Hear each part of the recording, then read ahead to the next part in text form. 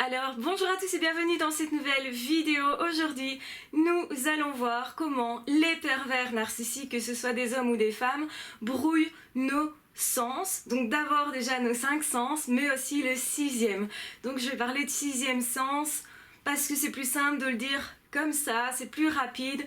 Vous savez ce dont je parle. C'est vraiment le fait d'être connecté à l'autre monde, le monde invisible, d'avoir des perceptions, d'avoir des messages, de parfois savoir ce qui va se produire. C'est aussi être en paix, en calme avec soi. Les pervers narcissiques sont jaloux de votre intériorité. La spiritualité, la parapsychologie, vos dons médiumiques font partie de votre intériorité. Donc ce qui est important, c'est de comprendre que les pervers narcissiques vont essayer de vous brouiller l'esprit de toutes les façons possibles, essayer de vous convaincre que vous ne pouvez pas faire confiance ou plus faire confiance à ce que vous ressentez, à ce que vous percevez, à justement tout ce qui vous connecte à quelque chose de vivant. Parce que finalement, cette force-là, c'est la force de vie. La force de vie, moi, elle me fascine. C'est vraiment ce qui me pousse à vous parler régulièrement, à aussi prendre le temps de vivre, parce que cette force de vie, elle va permettre aussi de s'épanouir, de traverser bien des épreuves et aussi d'avoir confiance en soi.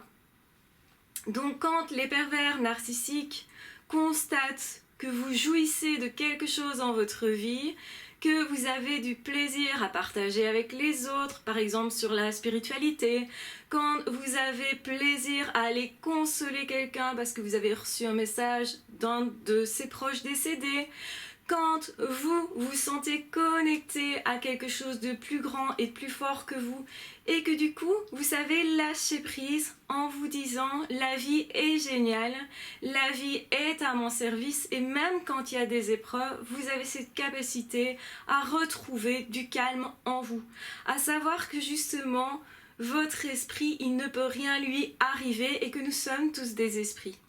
Donc quelque part aussi, c'est cette capacité d'amour qu'il ne comprend pas que les pervers narcissiques, le pervers narcissique ou la perverse narcissique va attaquer. Pourquoi ça? Eh bien en fait, depuis toujours, ils ont appris à mimer l'amour, à mimer les sentiments.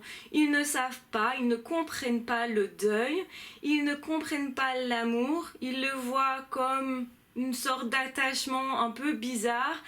Et ils essayent de profiter des situations, de tirer des bénéfices de vous. Et il est certain que quand vous êtes vraiment connecté à votre être, à ce que vous ressentez, eh bien, vous allez plus facilement ne pas les laisser faire et partir, quitter cette relation qui n'en est pas une. Parce que c'est pas ce que vous recherchez. Parce que justement, vous cherchez quelque chose de grand, de beau, de sain. Quelque chose qui soit un échange, quelque chose qui soit particulièrement humain. Et en réalité, les pervers narcissiques, comme ils ont beaucoup de frustration, de jalousie en eux, ils vont chercher une façon de se prouver qu'ils ont une puissance, de se prouver qu'ils valent quelque chose. Et justement, tout ce qu'ils peuvent ressentir, c'est plutôt constater cette puissance-là, constater qu'ils ont un effet sur le monde, sur vous, qu'ils peuvent faire enfin quelque chose, que quelque part, ils peuvent exceller. Et ils le font par des biais bien particuliers, puisque comme ils ne comprennent pas l'amour, ils ne peuvent pas atteindre l'amour ni les relations, ils ne peuvent donc pas ressentir des sentiments amoureux, donc en fait ils ne vibrent pas à tous ces instants-là. Donc ils ne comprennent pas les partages humains, ils ne comprennent pas le pourquoi on fait ceci, ils savent que dans telle situation on doit faire ceci par convention sociale, ils ne font que répéter des comportements qu'ils ont observés, et c'est tout. Il y a juste, quand ils ressentent vraiment quelque chose, il y a juste la colère, vraiment qu'ils ressentent des émotions plutôt négatives et ce désir de puissance, de domination. Ils pensent que c'est ça qu'il leur faut pour se réparer. Donc ils ont l'impression qu'il y a une injustice, qu'eux ils n'ont pas quelque chose, effectivement ils n'ont pas quelque chose parce qu'ils ne l'ont pas développé, parce qu'ils ne sont pas justement dans le mécanisme de deuil parce qu'ils n'ont pas pu regarder leurs propres sentiments en face et les accepter. Comme ils veulent échapper à cette partie-là, ils n'atteignent jamais non plus tout ce qui est positif au niveau des sentiments, tout ce qui est amoureux, tout ce qui est partage, tout ce qui en fait nous apaise et donne généralement un sens à notre vie. Et donc ils vont chercher à briller, à avoir des hauts postes, ils vont chercher à dominer, à écraser et à mener les autres par le bout du nez.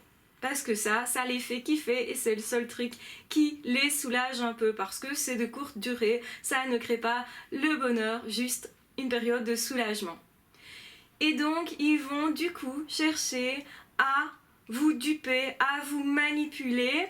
Donc parce que pour eux c'est essentiel et donc ils vont toujours chercher à vous déconnecter de votre source intérieure, de votre vie, de votre joie de vivre, de tout ce que vous pensez être votre boussole intérieure, tout ce qui est en fait important pour vous. Et si la spiritualité justement est importante pour vous parce qu'elle vous apaise, parce qu'elle vous permet de donner un sens à la vie, de retrouver votre chemin après quelque chose de difficile, de comprendre ce qui peut se passer, de faire des deuils, etc.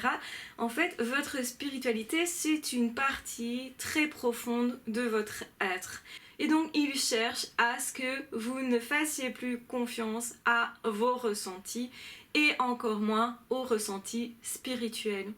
Donc que vous soyez moins dans la paix et de moins en moins et beaucoup plus dans la colère, que vous soyez moins en train d'écouter le monde et vous-même et que donc vous soyez moins connecté à vous-même et aux autres et donc en fait il cherche à ce que vous alliez à votre perte.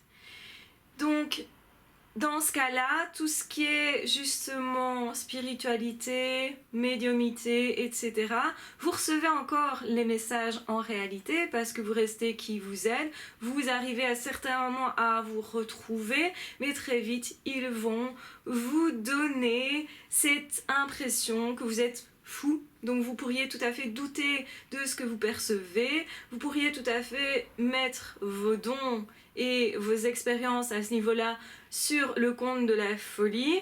Vous pourriez vous dire bah oui c'est pas facile à partager donc forcément c'est que c'est de la folie puisque pas grand monde ne peut comprendre ça. Vous pourriez même avoir l'impression que personne ne comprend ça. Heureusement, il existe cette chaîne qui, je l'espère, vous prouve qu'il y a bien des personnes qui sont rattachées à leur spiritualité et qui pensent effectivement qu'il y a un autre monde, un monde invisible, un monde important qui fait en même temps partie de nous puisque nous sommes aussi des esprits. Et donc la vie en nous est précieuse et quand vous êtes avec des pervers narcissiques, plus vous allez passer de temps avec ces personnes-là et plus vous allez vous déconnecter de ça ou douter de vos perceptions. C'est une personne qui peut même vous amener à croire que cette personne aurait elle aussi un don, qu'elle saurait mieux que vous aussi à ce niveau-là et en fait vous ferait douter finalement de tout ce que vous avez vécu précédemment. Donc, évidemment que c'est compliqué à vivre, mais heureusement, nous avons les bouquins, les écrits, les vidéos pour nous ramener, pour nous reconnecter à tout ça. C'est essentiel en réalité de comprendre ce qui se passe et de se dire ah ouais c'est pour ça qu'à ce moment-là j'étais peut-être moins tournée vers ma spiritualité. Étant moins calme, effectivement c'était plus compliqué de vivre ce type d'expérience. Où effectivement j'étais beaucoup plus en colère et du coup je me demandais si vraiment j'étais une belle âme finalement, est-ce que je n'aurais pas viré vers le mauvais côté, entre guillemets. Ça, c'est ce qu'ils aimeraient bien vous faire croire. Ils vont aussi vous faire croire qu'ils connaissent plein de choses, qu'ils ont une forme de pouvoir, parce que plus vous allez leur donner du pouvoir, plus ça va flatter leur narcissisme, et souvenez-vous, c'est ce qu'ils recherchent. Aussi, Ils vont pouvoir jouer sur votre peur éventuellement de cet autre monde, peur parce que peut-être ils manipuleraient des forces du mal et vous seriez la cible. Et effectivement, comme vous n'êtes pas bien dans votre peau à ce niveau-là, à ce moment-là, parce que de la faute de l'autre, eh bien vous pourriez avoir tendance à croire que cet autre a vraiment un pouvoir. En fait, l'autre, il essaye de vous faire croire qu'il a tout en main et c'est faux. Votre spiritualité n'est qu'à vous. Et c'est pour ça que c'est important de comprendre que vous ne pourriez jamais convaincre quelqu'un d'autre. Vous avez votre propre vécu et votre vécu est hyper précieux et n'est qu'à vous. Et tout ce que vous ressentez quand vous sentez un malaise, parce que généralement vous allez sentir à certains moments comme si on vous prévenait que cette personne n'est pas une bonne personne. Vous aurez certainement des messages qui vous montrent, peut-être sous forme de rêve, sous forme de flash, sous forme de sentiment aussi, de quelque chose que vous ressentez, que cette personne dysfonctionne. Déjà, vous allez lire tout ce qui est non-verbal, qui est dit, qui dysfonctionne à ce niveau-là, des messages qu'on vous envoie qui sont pas sains en réalité, vous allez sentir une ambiance assez lourde, vous allez ressentir de toute façon que cette personne est toxique par vos sens, je vais dire les 5 sens, mais le 6e va s'ajouter à ça et bien des personnes en témoignent justement. Et donc si vous avez vécu des choses particulières avec les pervers narcissiques, n'hésitez pas à me le dire sous cette vidéo parce que moi j'ai vécu des expériences particulières justement avec ces personnes-là et je vous en parlerai dans une prochaine vidéo.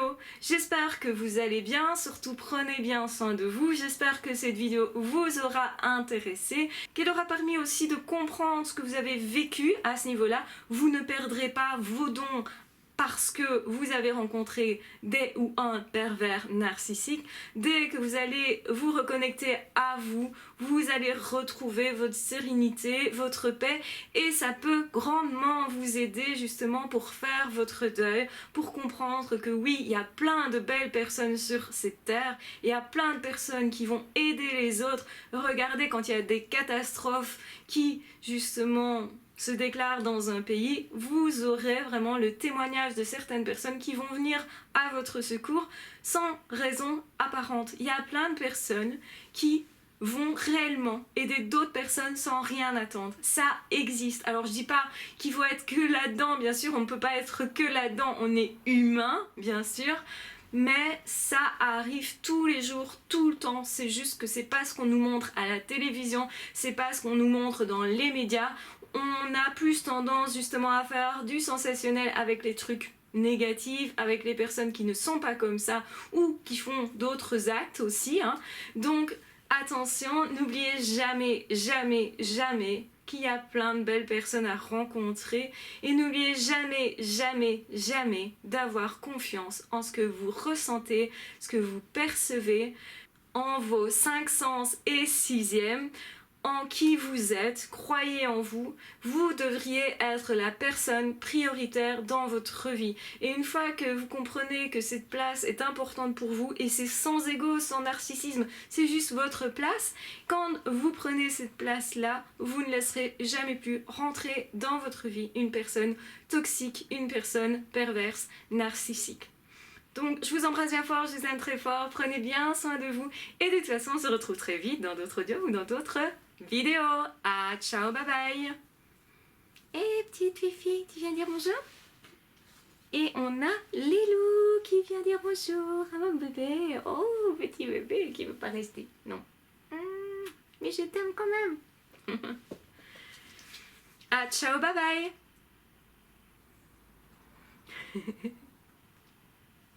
Et les loups voulaient vous dire que si vous n'êtes pas encore abonné à la chaîne, vous pouvez vous abonner. Vous pouvez aussi cliquer sur la petite cloche qui est en bas de la vidéo qui vous permettra d'avoir une petite alerte, donc qui vous mentionnera que j'ai sorti une nouvelle vidéo tout simplement.